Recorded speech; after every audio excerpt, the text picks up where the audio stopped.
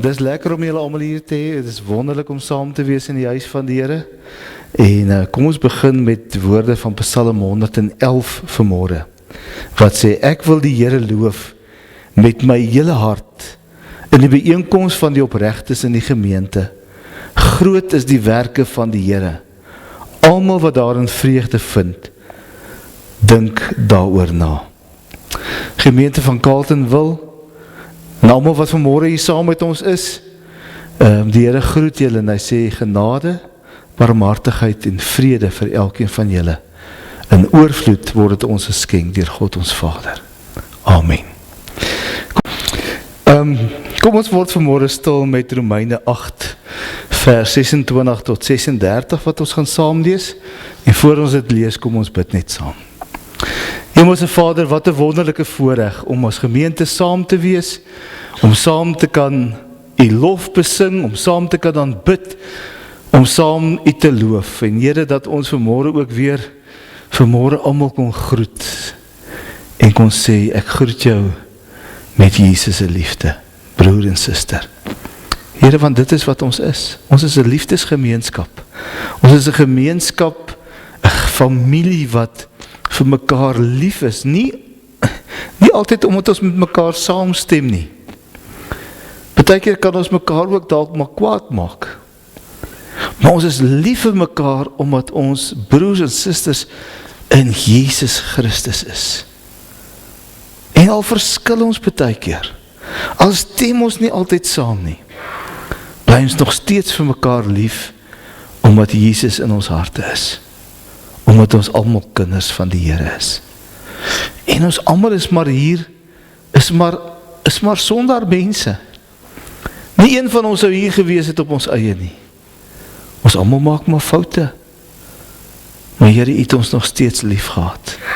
U het ons lief gehad, nie toe ons foutloos en perfek was nie, maar U het ons lief gehad toe ons, soos wat Paulus skryf, toe ons nog vyande van U was, toe ons ver van U af was.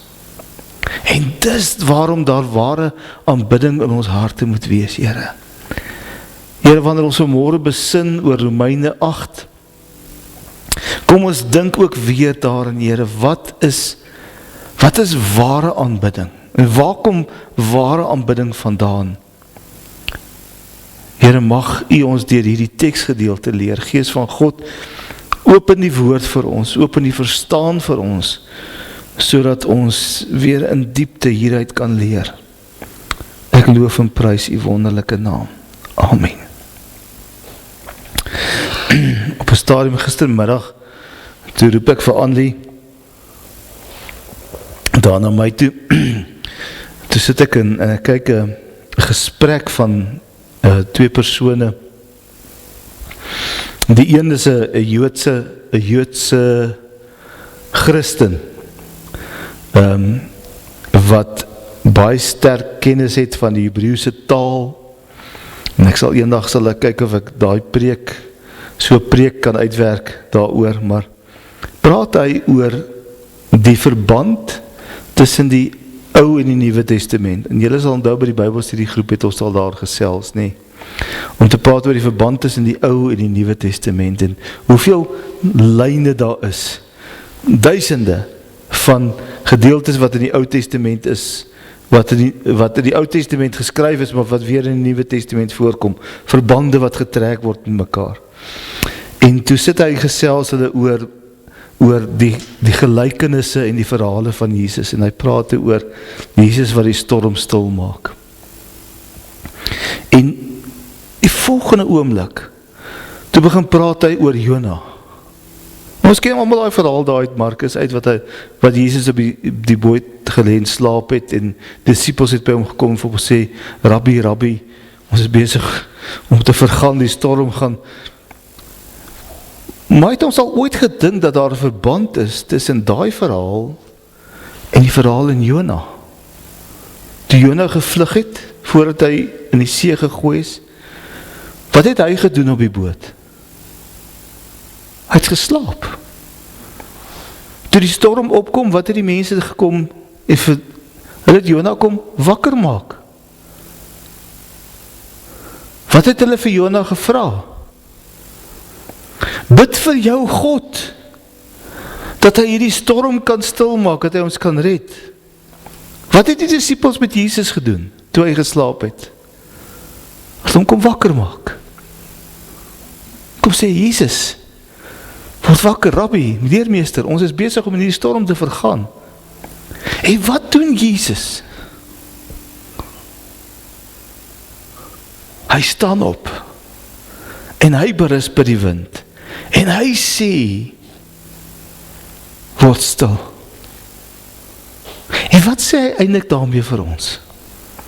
In die Ou Testament moes Jona vir sy God bid, so die storm kon stil word. In die Nuwe Testament is dieselfde verhaal, ander spelers, ander persone, en Jesus, wat God is, staan op, en hy maak die storm stil. Ek het nog nooit so daaraan gedink nie. En in 'n oomblik besef ek, maar ons sit met die groot God in ons lewens. En dit wat in die Ou Testament gebeur het, ons wil dit baie keer sê, ag, ons het nie meer vandag die Ou Testament nodig nie. Ons dink die Ou Testament is verby. Maar weet julle, die Ou Testament is so ryk om ons elkeen se geloof te kan versterk. So ryk in beelde. Gaan kyk maar na Moses. Gaan kyk maar daar in Deuteronomium 30 as Moses 'n voorspelling maak. Gaan kyk maar wat sy voorspelling maak hy vir die volk Israel. Gaan lees dit vanmiddag by die huis, julle by die huis kom. Dis ongelooflik. En dit het waar geword in Jesus. Ek wil nie te lank daaroor stil staan nie, maar ek dink het ons lees baie keer die Bybel met so klein oogklappies op wat ons net so die Bybel sien, in plaas daarvan om die Bybel in sy konteks te sien, en te sien wat beteken dit, en wat God vir ons wil leer. Romeine 8, 26 tot 36. Die Gees staan ons ook in ons swakheid by. Ons weet nie wat en hoe ons behoort te bid nie, maar die Gees self pleit vir ons met versigtinge wat nie met woorde gesê word nie. En God wat die harte deurgrond, weet wat die bedoeling van die Gees is, want hy pleit volgens die wil van God vir die gelowiges. Ons weet dat God alles ten goeie laat meewerk vir die wat hom liefhet, die wat volgens sy besluit geroep is. Die wat hy lang tevore verkies het hy ook bestem om gelykvormig te wees aan die beeld van sy seun, sodat sy seun baie broers kan hê van wie hy die eerste is. Die wat hy daartoe bestem het hy ook geroep, en die wat hy geroep het hy ook vrygespreek. En die wat hy vrygespreek het hy ook verheerlik.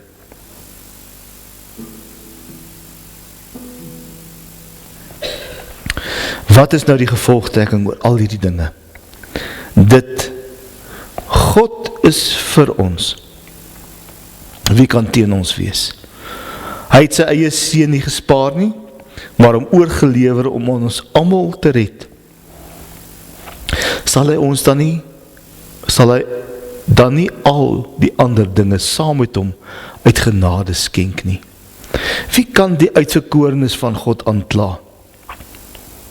God self spreek hulle vry. Wie kan ons veroordeel? Christus Jesus het gesterf, maar meer is dit. Hy is uit die dood opgewek. Hy sit aan die regterhand van God, hy pleit vir ons. Wie kan ons van die liefde van Christus skei? Lyding, benoudheid of vervolging, honger of naaktheid, gevaar of swaard, daar staan immers geskrywe. Dit is oor U, dat die dood ons dag vir dag bedreig, dat ons so slagskape behandel word. Ons gaan net tot daar lees. Broers en susters, as 'n mens praat oor aanbidding, dan het dit amper iets dit wat ek vanmôre met die kinders gedoen het, is, kan ons amper half as 'n inleiding gebruik vir vanmôre se preek. Want ons sien baie keer die blink dinge raak, ons sien die mooi dinge raak, ons sien die groot dinge raak, ons hoor na daai persoon wat so ongelooflik mooi kan bid en met die Here kan praat. En dan dink ons, dis ware aanbidding. Maar ek dink daar's iets wat ons daarin mis. Dat ware aanbidding is 'n diep, intieme en persoonlike ding wat hier by my begin. Dat ons dit saam kan doen as gemeente is ook belangrik. Maar is iets wat hier begin by my as mens. Die manier wat ek stil word en besig geraak met God. Dat ons vir 'n oomblik net stil staan vanmôre en op 'n ander manier kyk na wat is ware aanbidding. En Romeine 8 wil vir ons ietsie leer op hierdie pad. Hy begin en hy sê vir ons in die eerste plek, die Heilige Gees bid vir ons wanneer ons nie meer kan nie. Weet net weer vir ons daar eerste vers 26 opsit nie, asseblief mag daar. Die Gees staan ons ook in ons swakheid by, ons weet nie wat en hoe ons behoort te bid nie, maar die Gees self pleit vir ons met versigtinge wat nie met woorde gesê kan word nie. Daardie woorde, die Gees staan ons by. Dis 'n Griekse woord wat hier gebruik word, wat eintlik 'n amper 'n dubbel betekenis. Daar is eintlik 3 woorde wat saamgebind is. Die Griekse woord sê sin antilambonamai. Dus 3 woorde. Sin, wat beteken saam, te saam. Anti, is teenoor. Saam teenoor. En dan lambanomai, om hande te vat. Om te help. Dis 'n snaakse woord. Ons vertaal dit met die woord, die Gees staan ons by te staan. En die Griekse woord sê eintlik, ons staan eintlik, die Gees staan eintlik teenoor ons. Die Gees staan eintlik, dis soos wanneer 2 persone 'n groot boks dra. Jy kan nie langs mekaar staan en hierdie groot boks dra nie, nee. Jy moet teenoor mekaar staan. Ek moet aan hierdie kant die boks optel, en jy staan aan daai kant en jy tel die boks op. Ons kyk mekaar in die oë, en saam kan ons hierdie swaar groot boks, kan ons ergens heen dra, hierdie swaar las. En wat Paulus vir ons hier wil kom skryf in hierdie woorde, die Gees staan ons ook by in ons swakheid. Ons weet nie wat en hoe ons behoort te bid nie. Wat hy eintlik vir ons kom sê, hy wil net vir ons hierdie woord kom verduidelik om te sê, wanneer jy nie meer weet nie, wanneer jy nie woorde het nie, wanneer jy nie meer moed het nie, wanneer jy nie meer hoop het nie, dan is die Gees daar by jou wat kom staan, en hy kom staan so teenoor jou, en hy vat saam met jou hande, en hy sê, kom ons dra hierdie las saam. Kom, moenie alleen probeer nie. Maar kom ons dra die las saam. Ek staan saam met jou.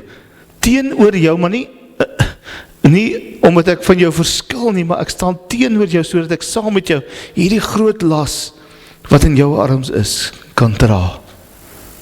Is dit nie mooi nie? Maar weet julle, ons lees iets soortgelyk in Genesis 2 vers 19.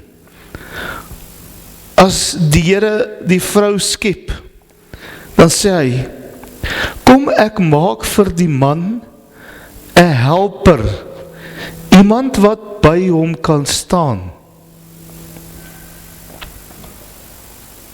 En die woorde wat die Here gebruik in Genesis 2 vers 18 en 19 is die woord Ezer Kenegdo. Dis eintlik 2 woorde, Ezer Kenegdo. En die woordjie Ezer beteken ook, sê beteken eintlik van oog tot oog. Presies wat die woordjie sin anti in die Griekse woord sê, ek staan teenoor jou, ek kyk jou oog tot oog. Ek is op jou vlak. Ek is jou gelyke. Ek staan teenoor jou. En En hierdie selfde woord, Ezer Kenegdo, word dikwels van God gepraat as die helper, as die een wat ons bystaan, as die een wat met ons gaan, as die een wat ons help, as die een wat altyd daar is vir ons. Psalm 44, en daar is baie ander psalms, waar hier dieselfde terminologie gebruik word, om te sê, God is die een wat by ons staan, wat teenoor ons staan, wat hande saam met ons uitsteek, en hierdie swaar las, wat baie keer vir ons te swaar is, wat het saam met ons kom dra, dat ons nie alleen dit hoef te dra nie. En dis wat man en vrou in die huwelik ook eintlik veronderstel is om te wees. Die vrou is nie so wat Efesiërs 5 vers 22 dikwels verkeerd vertaal word om te sê vrouens wees aan julle mans ondergeskik, dan vergeet die mense om vers 21 ook te lees, want vers 21 staan, broers en susters, wees uit eerbied vir mekaar, wees uit eerbied vir Christus aan mekaar onderdanig. Daai onderdanigheid word net anders beskryf verder in Efesiërs 5, as Efesiërs 5 vir die man sê, wees lief vir jou vrou. Soos wat Christus die hoof van die kerk is, en sy lewe daarvoor afgelê het, so moet jy ook jou lewe aflê vir jou lewensmaat. Dieselfde betekenis wat ons kry daar, van die vrou is nie die ondergeskikte nie, maar die vrou is eintlik die een wat die man in die oog moet kyk, en die man moet help om sterk te wees, en om sterk te staan, die man moet man wees. Dis eintlik die bedoeling van die vrou. En so moet die man en vrou vir mekaar tot hulp wees. Die man moet die vrou ook in die oog kyk en om haar help, om haar rol as vrou te kan vertolk. En die man moet daar wees, die vrou moet daar wees, om die man te help, om sy rol as man ten volle te kan uitleef. En nou kom sê Paulus vir ons in Romeine 8, die Heilige Gees kom staan teenoor jou, nie om jou te beklei nie, maar jou eintlik op te tel en jou te help om die gelowige te wees, die kind van die Here te wees, wat jy veronderstel is om te wees. Hy kom tel jou eintlik op, hy kom maak jou las lig, sodat jy kan word wat Jesus wil hê jy moet wees. Dit is 'n mooi lied wat ons altyd sing, meer en meer soos Jesus. Dis eintlik die doel van die Heilige Gees, om jou te kom optel, sodat jy kan word wat God wil hê jy moet wees. Wanneer jy nie weet wat om te sê, wanneer jou las te swaar word, wanneer die dinge in jou lewe vir jou begin druk, dan is die Heilige Gees wat daar is, om jou op te tel en vir jou te sê, ek help jou. Ek verteenwoordig God in jou, sodat jy kan doen wat jy moet wees. Die volgende vers asseblief mag dan. En God, wat die harte deurgrond, weet wat die bedoeling van die Gees is. Is dit nie so mooi nie? Hy sê vir ons, die Heilige Gees sal ons bystaan, wanneer ons nie weet wat om te sê en te bid en te doen nie, as ons nie weet meer hoe om te leef in hierdie wêreld, wat ons baie keer onderdruk en verdruk, dan sê hy, die Gees sal daar wees, en hy sal die woorde in jou mond lê, hy sal die voorspraak wees, wat ons woorde in ons mond lê, sodat ons tot die Vader kan bid. Maar dan gaan hy verder.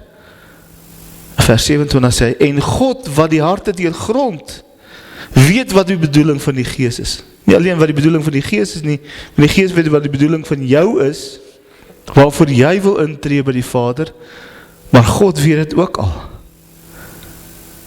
Daar is 'n spanwerk tussen die Gees en die Vader. So daar spanwerk behoort te wees tussen jou en die Gees. En ons die Gees nie in ons lewens moet weerstaan nie, maar die Gees moet toelaat om vir ons in te tree, vir ons te bid, ons te pleit, vir ons te pleit by God, maar God weet eintlik al. Dit is nie so mooi nie. God weet eintlik al. Want hy deur die grond ons harte. Hy sien nie die uiterlike raak nie. Hy sien die bedoelings raak van ons hart. En dis wat belangrik is. En hy pleit vir ons volgens die wil van God vir die gelowiges. Hy pleit vir ons volgens die wil van God vir die gelowiges. Hierdie is sokkerryk woorde, om te weet dat ek en jy, as kinders van die Here, nie alleen hier agtergelos is nie. Die Heilige Gees is hier om vir ons in te tree en vir ons te bid en ons op te tel en ons op te hef, sodat ons kan wees wat God wil hê ons moet wees. Sodat ons God kan verheerlik, sodat ons God se naam kan groot maak, sodat ons roeping kan uitleef wat God wil hê. En hoe weet ek dit? Gaan dit na die volgende vers toe asseblief, Magda. Ons weet dat God alles ten goeie laat meewerk vir die wat hom lief het. Die wat volgens sy besluit geroep is. Die wat volgens sy besluit geroep is. En daarom wil die Here in die eerste plek vir ons sê, ons is almal geroep. Ons sou nie vanmôre hier gesit het, julle sou nie hier gesit het, as die roepstem van die Here nie in jou lewe iewers gewerk het nie. Nie net vandag nie, nie net in die week wat verby is nie, maar al lang gelede toe jy besluit om 'n kind van die Here te word. Toe jy eintlik besluit het om te antwoord op die Here wat gesê het vir jou, ek wil jou my kind maak. Is dit ongelooflik nie? Dat hierdie Gees weet wat God vir ons bedoel, en hy tree in vir ons by God, sodat wanneer hy by God intree, ons ook ons roeping kan begin uitleef in die wêreld waarin ons leef.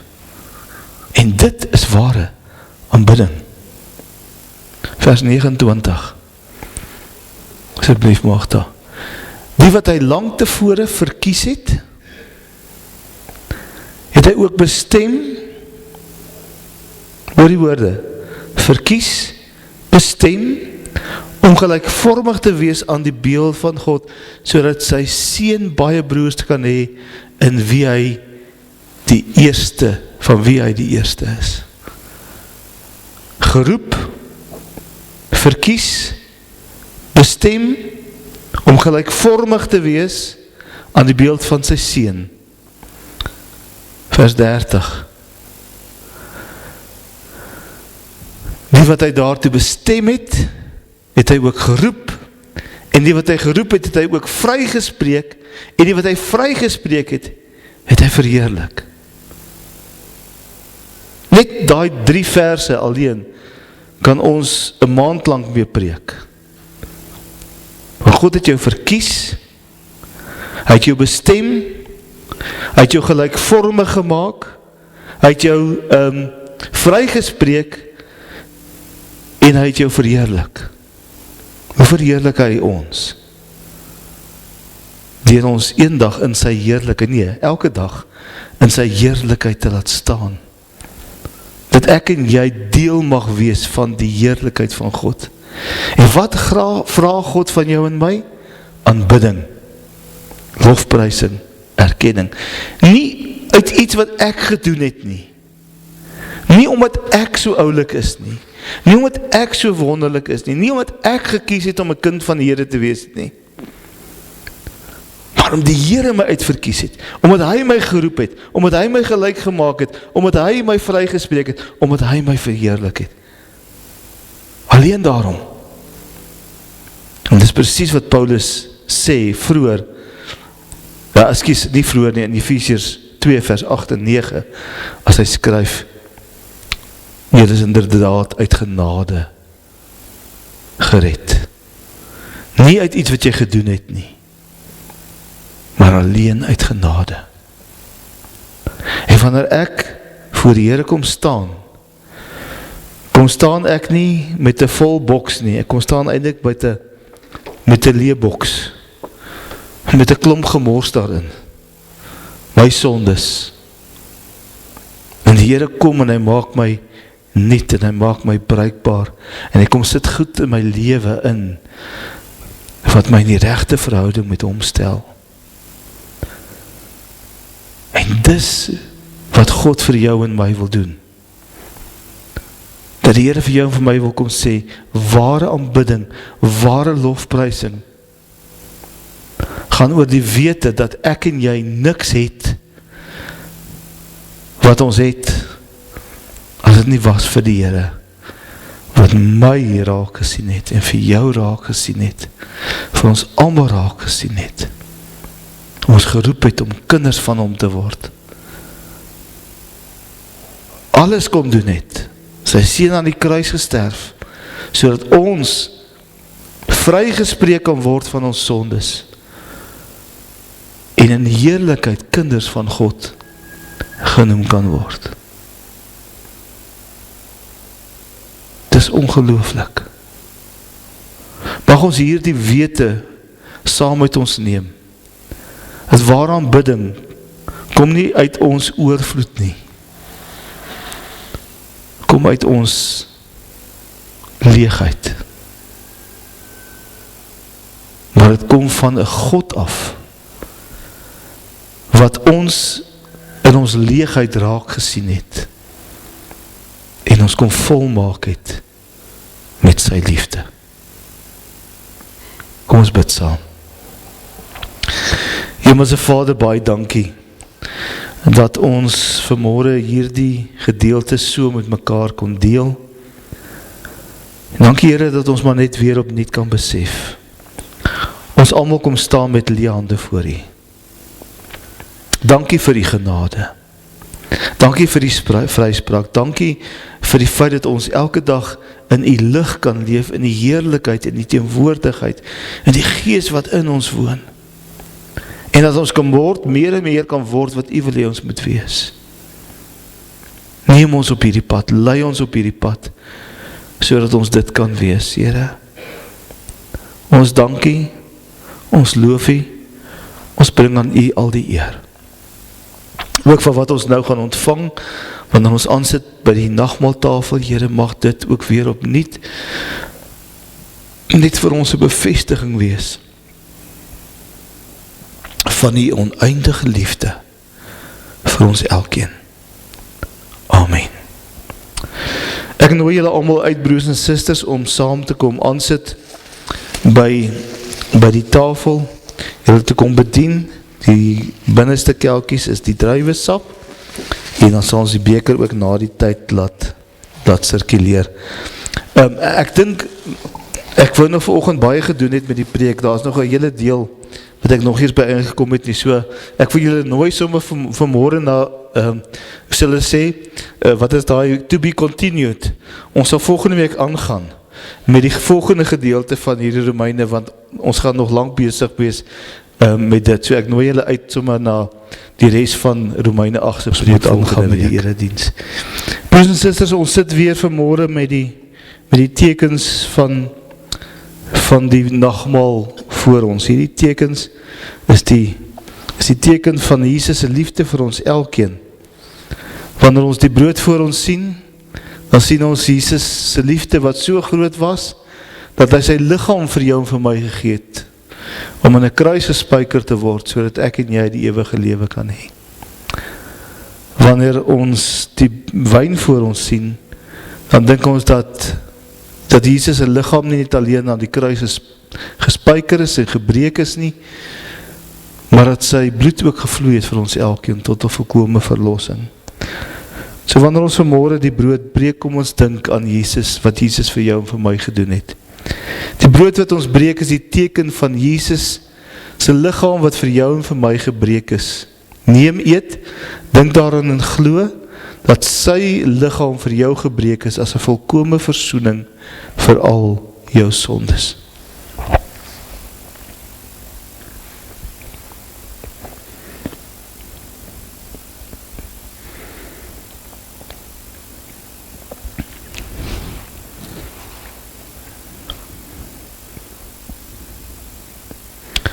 En wanneer ons die beker neem, Dan hoor ons die woorde van Jesus wat vir sy disippels sê, die beker van danksegging is die teken van die nuwe verbond wat ek met julle instel. Die beker is die teken van die verlossing van Jesus wat hy vir ons elkeen gegee het. Neem dit, drink dit en glo daaraan. Mag die seën van die Here. Mag die Here julle altyd deurlei. Mag hy selfs in dorstreke in julle behoeftes voorsien en julle sterk maak. Mag julle wees soos 'n tuin met volle water en soos 'n fontein waarvan die water nooit opdroog nie. Die genade van die Here Jesus Christus, die liefde van God ons Vader en die intieme teenwoordigheid van die Heilige Gees sal met julle elkeen wees en bly in hierdie week. Amen.